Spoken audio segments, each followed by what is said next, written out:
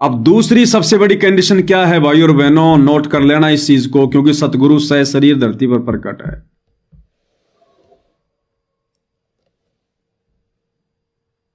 यदि हम आत्माओं को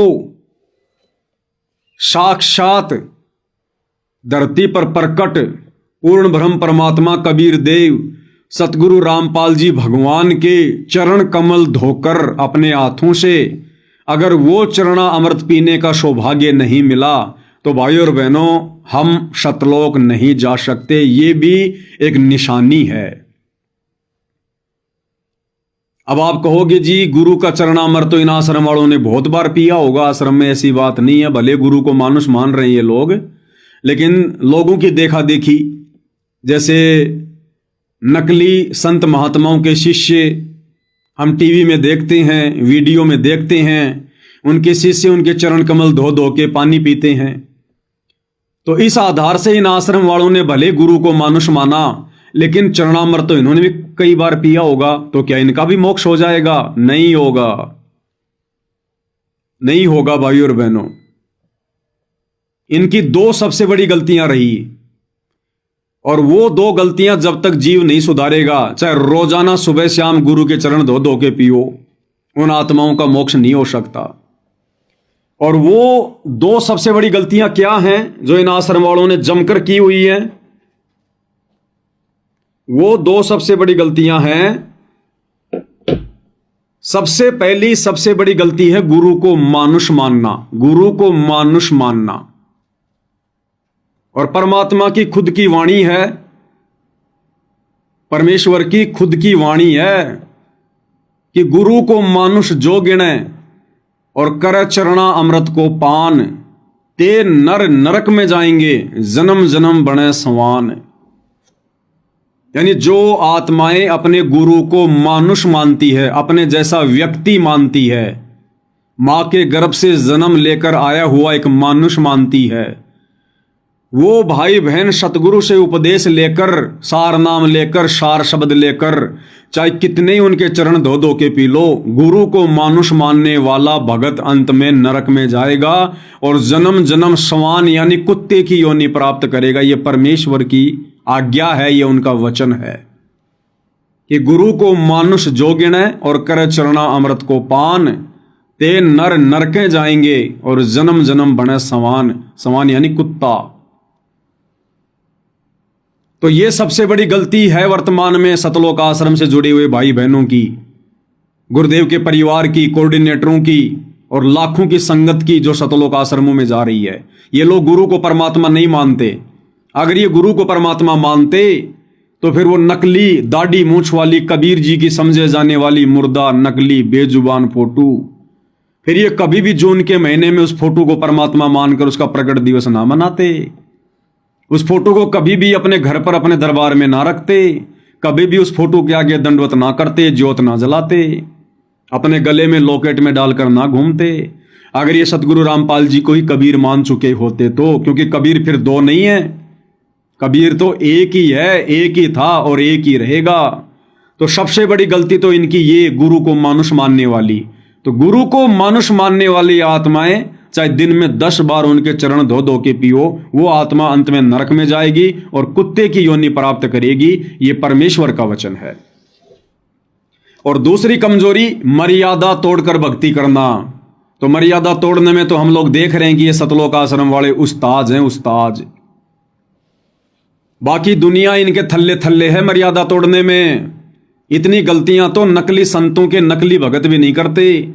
जितने कुकर्म, जितनी गलतियां ये सतलोक आश्रम से जुड़े हुए मुख्य मुख्य भगत खुद भी कर चुके हैं और संगत से भी करवा चुके हैं। तो भाई और बहनों, इसलिए दास कह रहा है कि अब ये मौका केवल सत्सेवक भाई बहनों के पास है, क्योंकि सतगुरु समदृष्टि है। सतगुरु ये नहीं देखता कि कौन भगत दूर बैठा है, कौन भगत मेरे नजदीक है, कौन भगत अमीर है, कौन भगत गरीब है, कौन मेरे परिवार में है, कौन जापान से है, कौन महाराष्ट्र से है, कौन गोरा है, कौन काला है। सतगुरु ये चीजें नहीं देखता। सतगुरु समदृष्टि है। सतगुरु आत्मा की भक्ति देखता है, सतगुरु मर्यादा देखता है, सतगुरु भगत के भाव देखता है। साधु भूखा भाव का, धन का भूखा नहीं। और यदि आत्मा में वो क्वालिटी उत्पन्न हो गई, जैसी श्रद्धा, जैसे भाव, जैसा समर्पण, जैसी लगन और जितनी मर्यादा चाहिए, अगर सतगुरु देख लेगा तो सतगुरु 7 समुद्र पार बैठी उस आत्मा को किसी न किसी बहाने अपने चरणों में बुला लेगा और अपने चरण धोकर चरणामृत देने की दया करेगा। तो अब ये मौका भाई और बहनों हम सत्सेवकों के पास में है, सत्सेवकों के पास में। क्योंकि आश्रम से जुड़े भाई बहन तो ये क्लियर कर चुके हैं कि गुरुजी, ना तो हमने आपको 35 साल में कभी परमात्मा माना, और जब 35 साल में नहीं माना तो आगे भी नहीं मानने वाले। तो ये सारी आत्माएं रिजेक्टेड हैं, रिजेक्टेड। अब मौका मिलेगा सत्सेवक भाई बहनों को, नई आत्माओं को। इसलिए दास भाई और बहनों ये शब्द कह रहा है क्योंकि सतगुरु साक्षात धरती पर प्रकट है, साक्षात। और यदि हमें साक्षात उनके चरण कमल धोकर चरणामृत पीने का मौका नहीं मिला, सतगुरु ने नहीं दिया, तो समझ लेना भाई और बहनों फिर उन सत्सेवक भाई बहनों का भी मोक्ष नहीं है। ये विधान, ये नियम संसार की सभी आत्माओं पर लागू है जो जो सतगुरु की शरण में आ जाती हैं। तो भाई और बहनों, अब हमने इस बात को सुनकर चिंतित नहीं होना, हमने भय पैदा नहीं करना। हम आत्माओं ने पहले से और कहीं ज्यादा भक्ति करनी है और कहीं ज्यादा सावधानियां रखनी है कि हे परमात्मा, बिल्कुल बात तो सत्य है। अरे सतगुरु धरती पर साक्षात प्रकट, और यदि उनके साक्षात चरण कमल धोकर चरणामृत पीने का भी मौका नहीं मिला एक बार भी, तो फिर मैं काहे का भगत। सतगुरु तो अपने भक्तों को गले से लगाता है।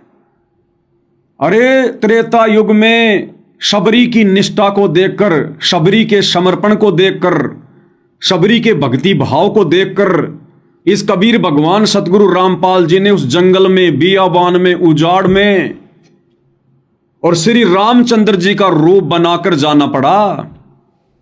शबरी ने धो धो के चरणामृत पिया, चरण धो धो के चरणामृत पिया। और भगवान ने, गुरुदेव ने शबरी के झूठे बेर भी खाए, झूठे बेर भी। तो भाई और बहनों, वर्तमान में तो परमात्मा फुल फॉर्म में है, अपने ओरिजिनल रूप में है, और ये कलयुग की बिचली पीढ़ी है, मोक्ष का प्राइम टाइम है। क्या वर्तमान में परमात्मा मौका नहीं देगा? अरे द्वापर युग में तो भगवान ने खुद अपने भगत के चरण धोए, श्री कृष्ण रूप में सुदामा जी के। तो क्या वर्तमान में कलयुग की बिचली पीढ़ी में वही कबीर भगवान सतगुरु रामपाल जी अपनी आत्माओं को अपने चरण कमल धोकर चरणामृत पीने का मौका भी नहीं देंगे क्या? जब द्वापर में भगवान ने भक्तों के चरण कमल धोए हैं, तो क्या वर्तमान में अपने भक्तों को मौका नहीं देंगे अपने चरण कमल धोने का? तो भाइयों और बहनों, ये विशेष मौका, ये विशेष सौभाग्य जब तक जिस आत्मा को प्राप्त नहीं होगा, चाहे जीवन में एक बार ही मिले, किसी भी बहाने मिले, अगर ये मौका नहीं मिला तो उस भगत की सारी भक्ति व्यर्थ है। वो भगत, चाहे मैं पवन दास हूं या चाहे आप सत्सेवक भाई बहन हो, चाहे सतलोक आश्रमों से जुड़ा कोई भाई बहन हो, तो हमने ये फायदा उठाने के लिए, ये सुअवसर प्राप्त करने के लिए, साक्षात सतगुरु के चरण कमल धोकर वो चरणामृत पीने के लिए भाई और बहनों, अब हमने जी जान लगा देनी है। क्योंकि वो मौका उसी आत्मा को मिलेगा जिस आत्मा पर सतगुरु हद से ज्यादा प्रसन्न होगा। सतगुरु जिस आत्मा पर हद से ज्यादा प्रसन्न होगा, और हद से ज्यादा प्रसन्न सतगुरु उन्हीं आत्माओं पर होगा जो आत्माएं हद से ज्यादा भक्ति करके मर्यादाओं में रहकर सतगुरु को प्रसन्न करने का मौका देंगी। भाई घर छूटो, चाहे जग रूठो, चाहे रूठो ये संसारा हो, कौन सुनेगा मेरी काल लोक में जो गुरु रूठ गया मारा हो। और कहते हैं भगत के वश में है भगवान, भगत के वश में है भगवान। तो अब ये हम भगत भाई बहनों के ऊपर है, और हम सत्सेवक भाई बहन उस मौके का भरपूर फायदा उठाने के लिए बिल्कुल हम किनारे पर खड़े हैं, किनारे पर खड़े हैं, किनारे पर, क्योंकि हम गुरु को मानुष नहीं मानते, हम गुरु को साक्षात परमेश्वर मानते हैं, परमात्मा मानते हैं, सारी सृष्टि का मालिक मानते हैं। हमने वो दाढ़ी मूंछ वाली कबीर की नकली फोटो फाड़ फेंकी, अपने दिलो दिमाग से, अपने घर से, अपने घट से, अपने दरबार से दूर हटा दी। एकमात्र हम अपने गुरु को ही परमात्मा मानकर दंडोत करते हैं, एकमात्र उन्हीं की प्रतिमा रखते हैं, एकमात्र उन्हीं के आगे दंडोत करके जयकारा लगाते हैं। भक्ति विधान अनुसार गीता अध्याय 3 श्लोक 13 अनुसार गुरु को ही पूर्ण ब्रह्म परमात्मा मान के भोग लगा रहे हैं, गुरु की ही आरती उतार रहे हैं, जो आरती आत्माएं सतयुग से उतारती आ रही हैं, लेकिन भगवान की पहचान नहीं थी। पत्थरों को भगवान मानकर, राम कृष्ण को भगवान मानकर, ब्रह्मा विष्णु महेश को भगवान मानकर लोग उनकी आरतियां उतारते रहे, घी बर्बाद करते रहे। आज वो साक्षात मौका हम सतसेवक भाई बहनों को मिला है, पूर्ण ब्रह्म परमेश्वर कबीर देव सतगुरु रामपाल जी की आरती उतारने का। तो भाई और बहनों, अब केवल हम एक ही मौके से दूर हैं, केवल एक ही मौके से दूर, और वो है साक्षात सतगुरु के चरण कमल धोकर पीने का फायदा, वो आनंद। तो भाई और बहनों, जिन जिन आत्माओं को ये मौका नहीं मिलेगा, वो आत्माएं दिलो दिमाग से निकाल देना कि मेरा मोक्ष होगा। और इसके लिए भाई और बहनों, मैंने सतगुरु को प्रसन्न करना पड़ेगा हद से ज्यादा। और यदि सतगुरु प्रसन्न हो गया, अपनी मेहर बख्श दी, तो कहते हैं सो छल छिद्र मैं करूं अपने जन के काज। परमात्मा ना जाने क्या यत्न करके, क्या सो छल छिद्र करके आपके घर पे आ बैठेगा समर्थ, किसी भी बहाने आपको अपने पास बुला लेगा। ये समर्थ है। परमात्मा ने सतलोक को जितना आसान बताया है ना, उतना आसान है नहीं। टीचर का काम होता है विद्यार्थी का मनोबल बढ़ाना, उसको हिम्मत देना। कमजोर से कमजोर विद्यार्थी को भी टीचर कभी नहीं कहेगा बेटा तू फेल हो जाएगा, उसको भी टीचर हिम्मत देगा कि बेटा पढ़, जरूर पास होगा, क्यों नहीं होगा, तू इतना कमजोर थोड़ी है। लेकिन अंदर से टीचर को पता होता है बच्चे की क्या औकात है। तो भाई और बहनों, हमने इस भक्ति विधान को अच्छे से जानकर, पहचान कर, समझ कर, हमने इस मौके को प्राप्त करना है, साक्षात चरण कमल धोकर चरणामृत पीने का। और ये मौका अब आप और हम सतसेवक भाई बहनों को मिलेगा भी। ये उन सतसेवक भाई बहनों को जो जी जान लगा देंगे अब आने वाले 2 से 3 वर्षों में मर्यादाओं को लेकर, भक्ति सुरक्षित रखने को लेकर, क्योंकि आने वाला 3 वर्ष 2026, 2027, 2028 सर्वविदित है, ज्ञान गंगा में लिखा हुआ है, नास्त्रदमस की भविष्यवाणी में मराठी भाषा में, कि ये युग परिवर्तन का दौर है, युग परिवर्तन का।